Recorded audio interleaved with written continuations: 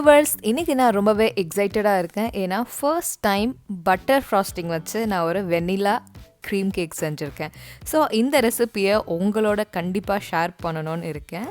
So இது ரொம்ப ஒரு சிம்பிளான ரெசிபி தான். ஒரு வெண்ணிலா பேஸ் கேக், அதில் வந்து பட்டர் ஃப்ராஸ்டிங், அந்த 2 லேயரு கலர் பண்ணியிருக்கேன். ஸோ வாங்க இந்த கேக் ரெசிபி எப்படி செய்யலான்றதை பார்ப்போம். இங்கே பார்த்தீங்கன்னா இந்த கேக் செய்கிறதுக்கு நமக்கு ஃபஸ்ட்டு 5 எக்ஸ் தேவை. 5 முட்டை வேணும். அதை நம்ம மஞ்சக்கருவும் வெள்ளையும் செப்பரேட் பண்ணி எடுத்துக்கலாம். இது நான் ஒரு 2 different colours of layered cake செய்கிறேன். அதனால் எனக்கு செப்பரேட்டாக தான் நான் 2 பேக் ஃபார்மில் வச்சு பேக் பண்ணி எடுக்க போகிறேன். ஸோ இந்த யோக்கை செப்பரேட் பண்ணி ஒரு பாத்திரத்தில் தனியாக வச்சுட்டு இந்த எக் ஒயிட்டை மட்டும் நம்ம நல்ல ஒரு க்ளவுட் கன்சிஸ்டன்சியில் பீட் பண்ணி எடுத்துக்க போகிறோம்.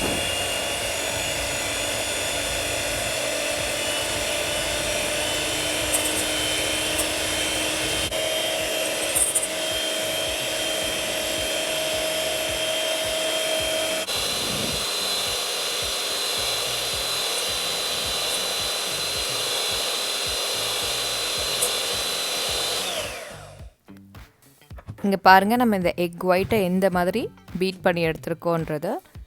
இது பார்த்தீங்கன்னா எனக்கு ஒரு 8 மினிட்ஸ் ஆச்சு. இந்த மாதிரி ஒரு கன்சிஸ்டன்சி நல்ல ஒரு பஞ்சு மாதிரி இருக்குது. ஜஸ்ட்டு ஒரு ஃபோம் மாதிரியே இருக்குது எக்ஸாக்டாக. ஸோ இந்த ஃபோம் கன்சிஸ்டன்சிக்கு எடுத்துகிட்டு வரதுக்கு 8 மினிட்ஸ் ஆச்சு. கண்டிப்பாக 8 to 9 மினிட்ஸ் ஆகும். நான் வந்து ரொம்ப ஸ்லோவான இதுலேயே தான் வச்சு விஸ்க் பண்ணி எடுத்திருக்கேன், பீட் பண்ணி எடுத்திருக்கேன். இது கூட 1 கப் ஆஃப் சுகர் ஆட் பண்ணிக்கிறேன். பேட்சாக ஆட் பண்ணிக்கோங்க, மொத்தமாக போட்டுறாதீங்க, கரையாது சுகர்.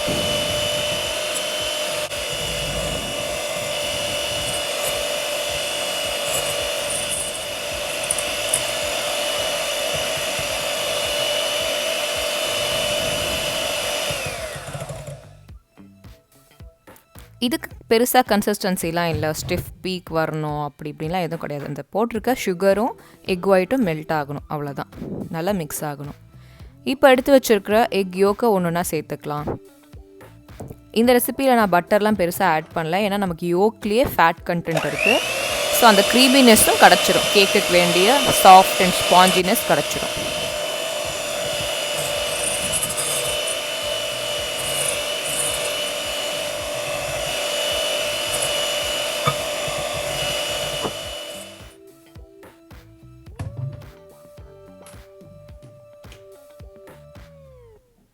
அடுத்து நம்ம 1/4 கப் எண்ணெய் சேர்த்துக்கலாம். சன்ஃப்ளவர் ஆயில் தான் நான் ஆட் பண்ணிக்கிறேன்.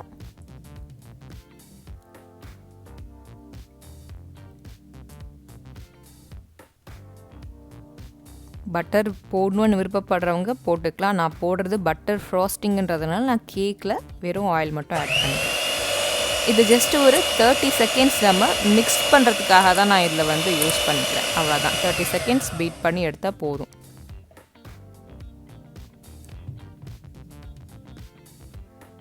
ஃப்ளேவருக்கு பார்த்தீங்கன்னா நான் வந்து வெனிலா சுகர் ஆட் பண்ணுறேன்.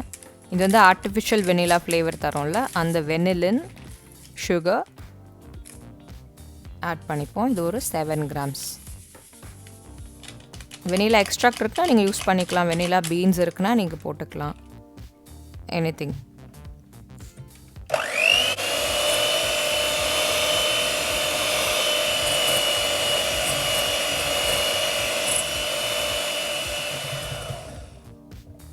வாவ், சூப்பர் சில்கியான ஒரு வெட் இன்க்ரீடியன்ட் ரெடி ஆயிடுச்சு. பேட்டர்னு சொல்ல முடியாது, மாவெல்லாம் போட்டதுக்கு அப்புறம் தான் ஃபைனலாக அது batter. So 1 cup of flour நான் வந்து பேட்சாக போட்டு மிக்ஸ் பண்ணி எடுத்துக்க போகிறேன். Make sure there is no lumps இல்லாமல் நீங்கள் வந்து விஸ்க் பண்ணுறீங்களோ இல்லை எனிதிங் ஃபோல்ட் பண்ணி எடுக்கிறீங்களோ, நல்லா லம்ஸ் இல்லாமல் மிக்ஸ் பண்ணி எடுத்துக்கோங்க. ஸோ இந்த நான் செஞ்சுருக்க பேட்டர் பார்த்தீங்கன்னா 2 கலர்ஸ் ஆஃப் லேயர் செய்ய போகிறேன். ஒன்று வந்து லாவெண்டர், இன்னொன்று வந்து பிங்க். அதுக்காக இந்த மாவை நான் 2 ஈக்குவல் பார்ட்ஸாக நான் வந்து செப்பரேட் பண்ணி எடுத்துப்பேன்.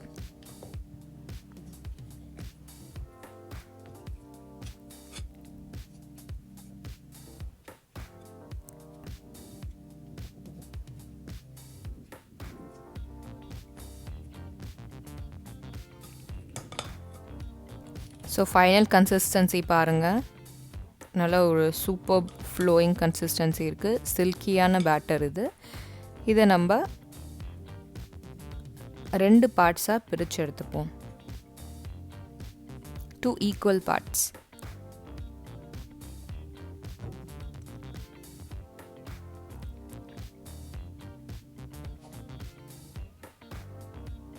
சீக்கிரமாக வெந்துடும்.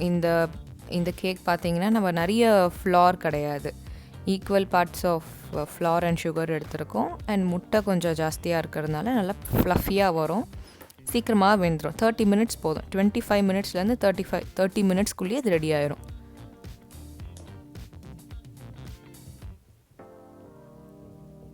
கொஞ்சமாக நான் லாவெண்டர் கலர் ஆட் பண்ணியிருக்கேன், பர்பிள்னும் சொல்லலாம். ஆட் பண்ணி நல்லா மிக்ஸ் பண்ணிக்கிறேன். இதை நம்ம இப்போ ஒரு கேக் மோல்டில் ஊற்றிப்போம். ஸோ இந்த கேக் மோல்ட் பார்த்திங்கன்னா நான் கீழே ஒரு பார்ச்மெண்ட் பேப்பர் வச்சுட்டேன்.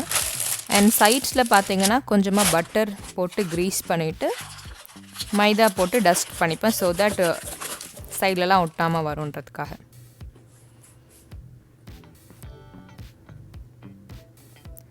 பாருங்கள் எவ்வளோ ஏரேட்டடாக இருக்குது நம்ம பேட்டர்.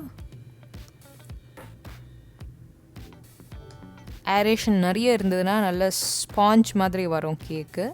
ஆனால் பெரிய பெரிய பபிள்ஸ் இல்லாமல் பார்த்துக்கோங்க. அதுக்கு தான் நம்ம என்ன பண்ணுறோன்னா, மாவை ஊற்றினதுக்கப்புறமா பேக் அவனில் வைக்கிறதுக்கு முன்னாடி ஜஸ்ட்டாக ஒரு 2 to 3 டைம்ஸ் டேப் பண்ணுவோம்.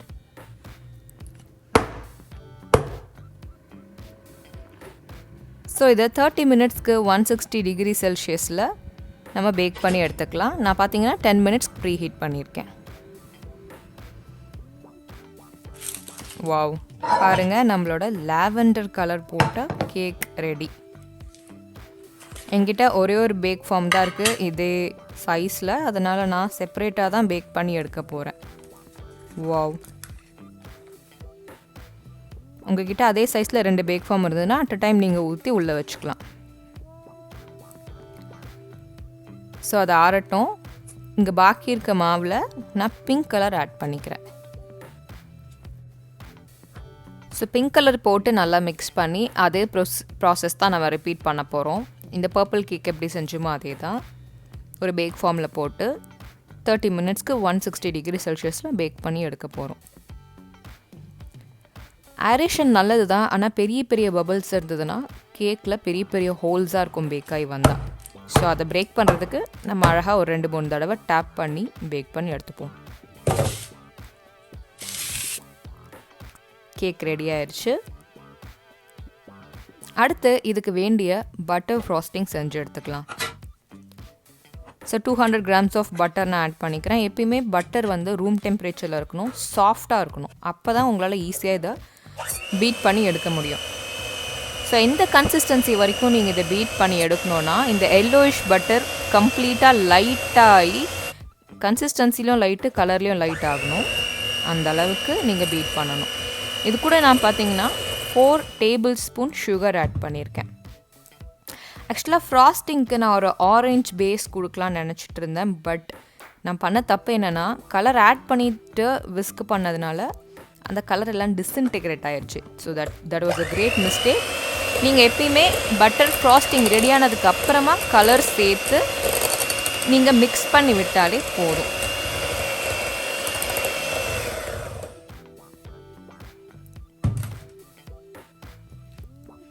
ரோஸ்டிங் ரெடி ஆகிடுச்சு பாருங்கள், நல்லா சில்கியாக ஸ்மூத்தாக வந்துடுச்சு.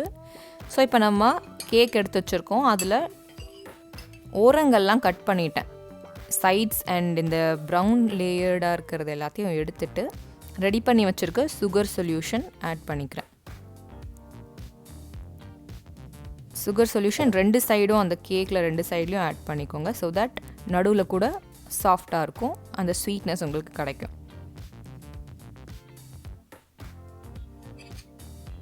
அடுத்த லேயர்லேயும் ஆட் பண்ணிக்கலாம்.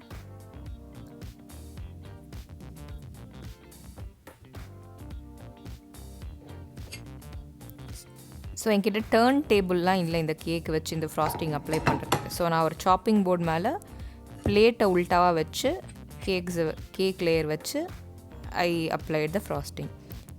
இங்கே பார்த்தீங்கன்னா நான் அப்ளை பண்ணுறது ஸ்ட்ராபெரி ஜாம். நடுவில் மட்டும் ஸ்ட்ராபெரி ஜாம் நான் சேர்த்துக்கிறேன். அந்த புளிப்பு தன்மை, ஸ்வீட்னஸ் எல்லாமே வந்து நீங்கள் மொத்தமாக சாப்பிடும் போது ரொம்பவே நல்லாயிருக்கும். ஸோ இப்போது இந்த ஸ்ட்ராபெரி ஜாமுக்கு மேலே பட்டர் ஃப்ரோஸ்டிங் லேயர் போட்டுக்கலாம். பெரிய ப்ரோலாம் கிடையாது, இதுதான் ரொம்ப very first time I am doing. ஃப்ராஸ்டிங்லாம் ரெடி பண்ணி பண்ணுறது தான் ரொம்ப தடவை. But it came out very well. Taste ரொம்பவே நல்லா இருந்தது. ஸோ கண்டிப்பாக இதை ட்ரை பண்ணுங்கள் நீங்களும். மேலே பிங்க் லேயர் கேக்கையும் வச்சு ஃபுல்லாக நம்ம ஃப்ராஸ்டிங்கை அப்ளை பண்ணிடலாம், பட்டர் ஃப்ராஸ்டிங்கை.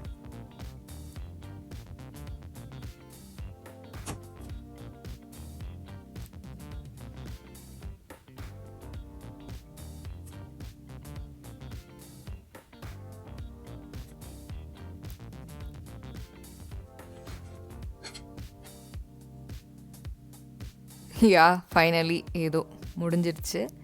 நல்லா தான் வந்தது. அது எவ்வளோ ஃபோர்ஸில் நான் வந்து அப்ளை பண்ணணும்னு எனக்கு தெரியல. அழுத்தி நீங்கள் பண்ணினீங்கன்னா அந்த க்ரீம் எல்லாம் கையோடு ஒட்டிட்டு வந்துடும். ஸோ அப்படியே மைல்டாக ஜென்டிலாக பண்ணுங்கள். ஸோ எல்லாம் பக்கமும் நம்ம பட்டர் ஃப்ராஸ்டிங் பூசியாச்சு. சைடில் பார்த்தீங்கன்னா இந்த மாதிரி சுகர் கேண்டீஸ் நான் வச்சுக்கிறேன். நீங்கள் எந்த டெக்கரேஷன் பண்ணாலும் பண்ணலாம். சிம்பிளாக இந்த மாதிரி சுகர் கேண்டீஸ் இருந்ததுன்னா அதை சைடில் அப்ளை பண்ணிவிட்டு, இந்த மாதிரி குட்டி குட்டி பால்ஸ் இருந்தது, சுகர் பால்ஸ், அதையும் நான் மேலே சைடில் மட்டும் போட்டுக்கிறேன். ஃபுல்லாக கேக்கில் போடல. ஸோ சைடில் மட்டும் போட்டுட்டு பார்த்தா மிடில் வெள்ளை பகுதி வந்து அப்படியே வெள்ளையாக இருக்குது, ப்ளெயினாக இருக்குது. ஸோ நான் என்ன பண்ணேன்னா ஸ்ட்ராபெரி ஜாம் இருக்குல்ல, அதை கொஞ்சம் நான் மேலே அப்ளை பண்ணிவிட்டு அதை சுற்றி ப்ளூபெர்ரிஸ் வச்சுட்டேன். So that's how it was complete. So கண்டிப்பாக இந்த ரெசிப்பியை நீங்கள் ட்ரை பண்ணி பாருங்கள். சப்ஸ்கிரைப் பண்ணவும் மறந்துடாதீங்க. Until then, bye bye.